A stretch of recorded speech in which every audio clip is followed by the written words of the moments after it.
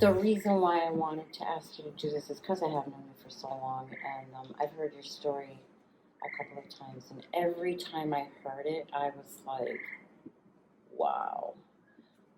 I need to hear stories like that because I don't feel so alone of the crazy thoughts that go through our head. Oh, yeah. So, how long have you been sober for? Well, I got 13 years now, but I had 17 when I relapsed.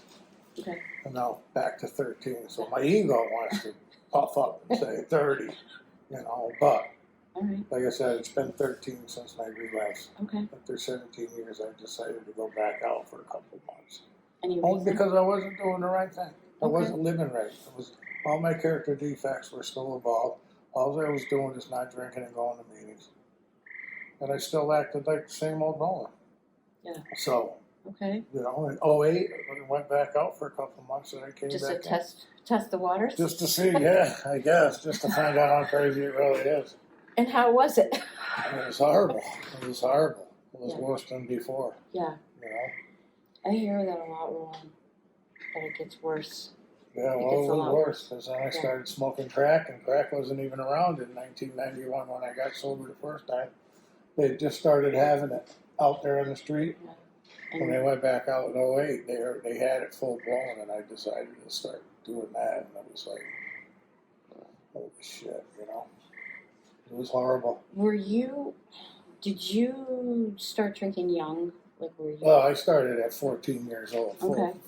First full-blown blackout I ever had Okay. was at 14 years old, me and a friend of ours. I drank earlier before that. I grew up in the woods, so I kind of grew up with the good old boys. Okay. They're always wearing their work clothes. They're working 7 days a week. So I would drink once in a while with them, but my first actual drunk was at 14 years old. And from that day to the day I stopped, I loved it. All of a sudden, I wasn't big. My glasses weren't thick. I wasn't the biggest kid in the class no more, and that's just the way I felt when I drank. It was like, I have arrived. It's like, here we go, well, here we go. Yeah. But I was still big, so I guess I was big enough to create damage, but when I was sober, I didn't like to have violence or nothing in my life. And of course, being big, people would call you out on your size, and I hated it.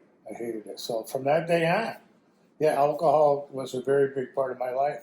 I mean, I drank as much as I could, when I could, in trouble all the time. And then, of course, the drugs came along, and that even went even faster. So, and I say that today in AA now. I know AA is alcohol, and we're here talking about it, but drugs went hand in hand for me. I'm the generation that the drugs started to become together with the alcohol, and I like to say that. And actually, what drugs did is just made me, I think, more arrogant, more thick-headed, or just more bigger ego about being a drug addict than an alcoholic. Where just an alcoholic would be one thing, but no, now it's a big-time drug addict. Yeah, I know that when I stopped doing drugs, my drinking went insanely out of control. Yeah. Trying to keep that, I don't know. I don't know. My insanity stuck together right through. Yeah. Right through until August 8th, 1991. I hit my bottom in drugs and alcohol, and as you know, I went to California. First time I ever been on a plane. I know. I remember that story. You were in a really bad way that night. Yeah. Yep. How did you get to California, Roland? I flew. I actually friends. My brother brought me to the airport, and I'd never flown, never been on a boat, never really left Connecticut except go to New York to get drugs. Okay. And the next minute, I'm like all out of my mind on cocaine and shit, and I'm sitting on all of a sudden I realized I'm sitting on an airplane bound for Los Angeles, California, and I'm like, whoa. What just happened? Whoa. Yeah, but it was great. It was great. I went out there for 30 days. I flew back. Like I said, stayed sober for 17 years. I don't even know if I want to call it sober. I had my sober moments, but being undrunk and being sober are two different things. Yeah. Had a sponsor because that's what you're supposed to have. Mm-hmm. Never did no steps really with them or nothing. I had several sponsors. And I sat there, and I got confused. I got married, of course, had an affair. My wife I had my son, little Roland, as you know him. Mm-hmm. But I think I stayed sober most of them for 15 years just to raise him. Went and got married. Well, I had the kid, got married, got a job, became a workaholic. Okay. I just didn't drink much. I went to maybe one meeting a week, 2 meetings a week, and didn't drink for a long time. And I would sit there all balled up, all balled up, and my head and my heart was just broken, and my head was just so confused. And I'm sitting there, and I'm hearing people say, don't drink, go to meetings. I'm like, no shit. What do you think I'm doing here? But what else is there? For me, my experience, what else is there? And I stayed like that for a long time, and got divorced. All my character defects came out full blown again, and the pain was so great. That's what I talk about. The pain was so great during that time in my life, and that's why I went back out. I couldn't stand it anymore. It was either probably blow my brains out or freaking go drink. My sponsor calls it booze, bridge, or barrel, the 3 B's. You get to that point sometimes in AA where those 3 options they sound pretty good. Yeah. And I chose to drink and drug, and I went out for 3 months. And it was horrible. It was horrible. Like I said, the first time I ever smoked crack was that. 17 years sober, I'm smoking crack. Wow. Then I came back, I cleaned up, came back, and met my wife. She's my wife today. My wife Denise. She was my girlfriend at the time. Met her. Love her. And even for a while when I first met her, I was like, because I had psych issues that happened too. From all the days of the using. And I even said to her one night, "There's got to be more to this than just not drinking and going to meetings. There has to be more to this. There has to be more substance. I could feel it, but I just didn't know where to find it." It was funny because I'd listen to some of the old timers like Jerry and those guys. They would spit out parts of the big book, and I didn't know there were parts of the big book. And of course, they didn't tell me there were parts of the big book. But they'd spit these out at meetings, and I'd be like, blown away, like, holy shit, this guy's got the answer. And then I'd talk to him a little bit and, get a little bit of the answer, and then I would go home and be the same person I was. Until then, I told my wife one day, she was my girlfriend at the time, I said, I'm not going to go back out and drink and drug again. I had enough of that the second time. I said, maybe I'll just go along. I'll do meetings. I'll go along. I won't use. And then when time is up, it's up. When it's time to go. When it's time to go. It's time to go. It's time to go. Is this all there is? This is all there was. But I knew there wasn't for some reason. And a friend of mine found this guy in Waterbury. His name is Dane. And he does big book step study. And I'm not promoting. Don't think that I'm promoting. I'm just giving you my experience. Absolutely. And he sat me down with that big book called Alcoholics Anonymous. And we did word for word, page for page. Did all the steps out of it. And that's when my life changed, Lori. That's when it changed for me 13 years ago. I sat down and I did the steps and all the questions, all the holy shit started. All of a sudden, we're reading Doctor's Opinion, where I always wondered, I wanted to stop and have a couple of beers and then go home. I don't know if you ever had that same question. What happened? What happened? What happened? What happened? Yeah.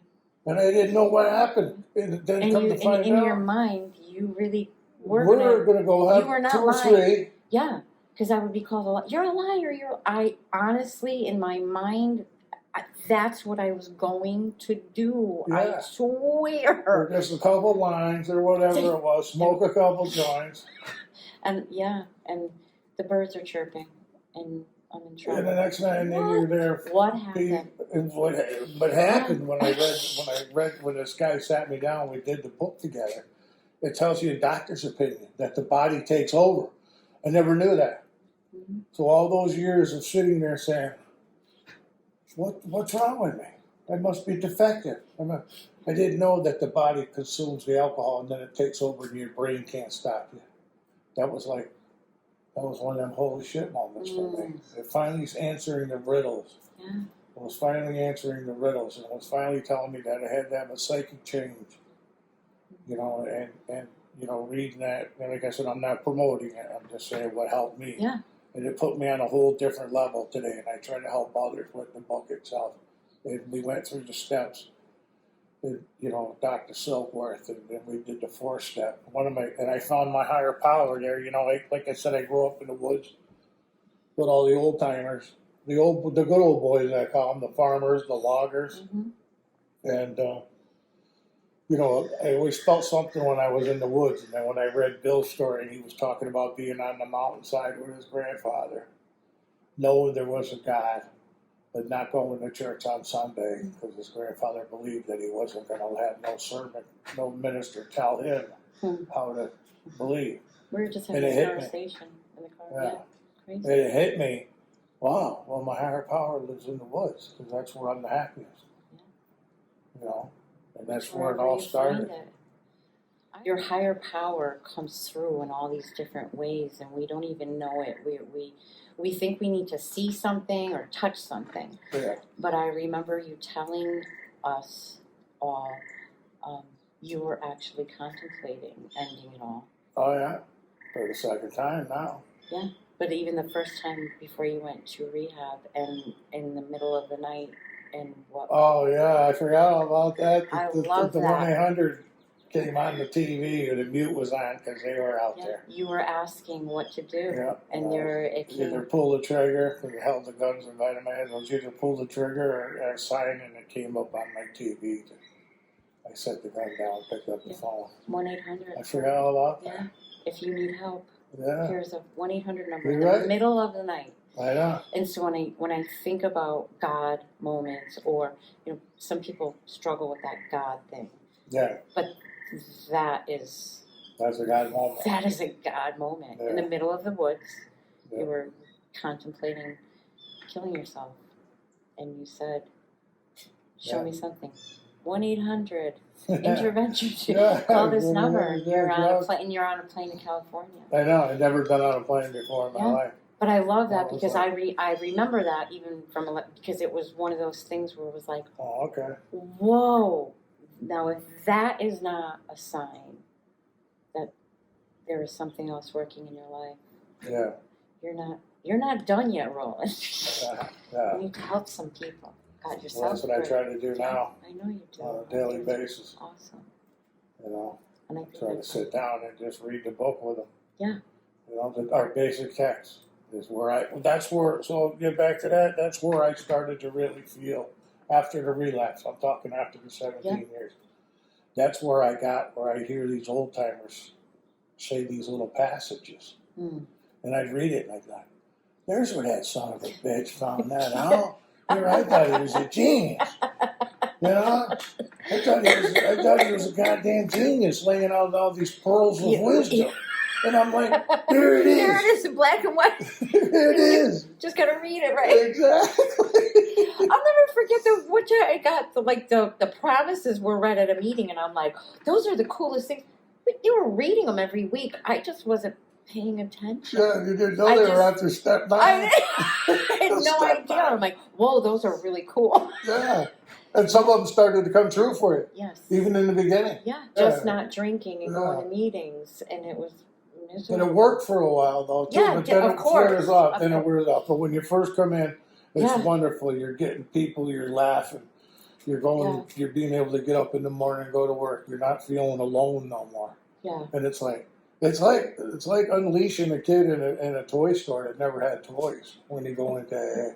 It really is. I mean, you can lose your mind in this place. Yeah. And really, you know what I mean? And have the most fun you've ever had. Oh my God. We were talking about that too, laughing. And the first time I ever had a belly laugh was, I think you were there. We were with Donnie and Heather, and everybody's laughing so hard. I was peeing myself. But then I stopped and I looked around like, is this okay to laugh? Yeah. Because it's supposed to be such a serious thing, this drinking issue. I'm not supposed to laugh. Yeah, I'm not supposed to be laughing. I'm supposed to be like, oh my God, I'm sober now. I'm sober now, and I'm supposed to be like, yeah. How do I do that? And then everybody had Coca-Cola cans in front of them, and they were just laughing. And I'm like, it. Yeah. Like, this is fun, you know? It really is. Give yourself permission to live your life. And it's all right. And it's okay. Yeah, it was fun. We had some fun. Yeah. We did. And now we have fun too. Yeah. You know, we all went different ways, but we're all still in the same, we still all know where each other are. We're just a phone call away. Absolutely. If necessary. We might not see each other every day or at a meeting, but we all know where each other are. And it's just a phone call away. And it's great to know that too, even though you venture out into new avenues. Absolutely. You know, I think worlds. about you and Denise all the time. I send you guys a message every morning to say good morning, have a nice day. Yeah, I look forward to those every day. When you know, and it just keeps me connected to you because you're one of those people that I enjoyed getting to know and getting sober with. Yeah. I felt protected around. Not the big guys? That big rough, tough cream puff?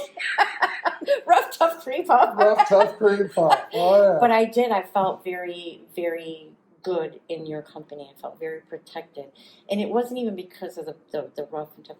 You guys knew exactly where I was the same coming. thing. Yes, You know, and where it's I was weird coming whether from. you're female, male, or whoever you are, no matter how sick you are or how ill you are, you still could look at somebody and say, he knows what I'm talking about. Yeah. He knows exactly how I feel without saying it. Absolutely. You know, and that's one of the I love gifts when people get, I don't even know what I'm saying. Do you know what I'm saying? And everybody says, yeah, we do. And they're like, really? Hey, welcome. Welcome home. The war's over. Yeah. It's awesome. And I know I have friends for life in this sobriety thing. I know that I can call anybody any time of the day or night if I'm in trouble with something. I love you. Thank you for doing this with me. I love you so much. Thank you for doing this.